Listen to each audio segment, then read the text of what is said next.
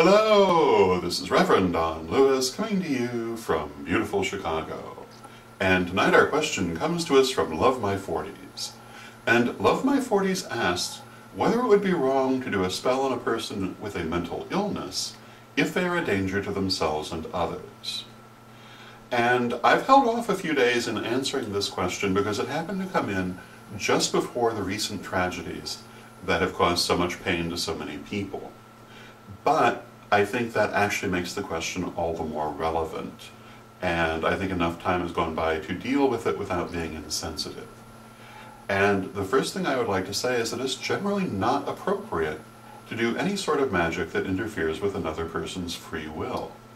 However, there are exceptions to that, and one of them is if that person is planning to harm another person. And if you know that, then yes, it is appropriate to do a spell to prevent that. Now, whether you would do that spell to hold back the person who's planning the harm, or to protect the person who might be the victim of the harm, is another question. And generally it would always be better to do protective magic, but that isn't always a choice.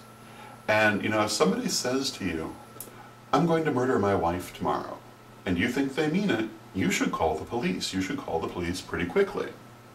If somebody says to you, I'm going to murder my wife in half an hour, you should call the police immediately.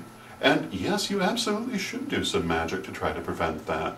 If you don't, you are at least partly responsible for it, in my opinion. So, my answer to this is that, yes, it could be appropriate to do that kind of spell on someone who has a mental illness if they are truly a danger to themselves or others. I do think, however, that it's a very gray area and it can be a slippery slope, and you should think about it very, very carefully. And some of the things I would recommend asking yourself are whether you would consider it right or wrong to interfere in any other way. If you would consider it right to hold this person back physically, well then trying to hold them back magically might be appropriate. You should also ask yourself how you would feel if the position were reversed.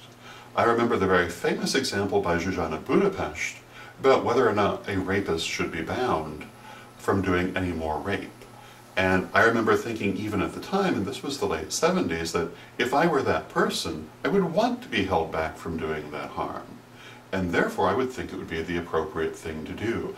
I wouldn't want to build up more karma if I were that person. I would want to find another way to resolve those issues, whatever may have led me to that point. So these are some of the things you should ask yourself if you're considering something like this. And also, of course, perhaps the most important question is whether there really is a danger or not. And that is probably the hardest question of all to answer, but also the most important. So what I would say is that for most people, there is never an occasion when they're going to have to face this question, and if they do, in most cases their answer should probably be no, this is not what I should do. But in some cases the answer will be yes. And I think that there are times when people's free will must be interfered with. If their free will is to murder, to rape, to steal, etc., just as we have laws to hold people back, there are times when it's appropriate to use magic to hold them back too. However, remember karma, and it will come back to you, and eventually you will have that situation where you'll find out how it feels to be on the other side, so make sure you're considering that. So I hope that answers your question, and until next time, may you blessed be.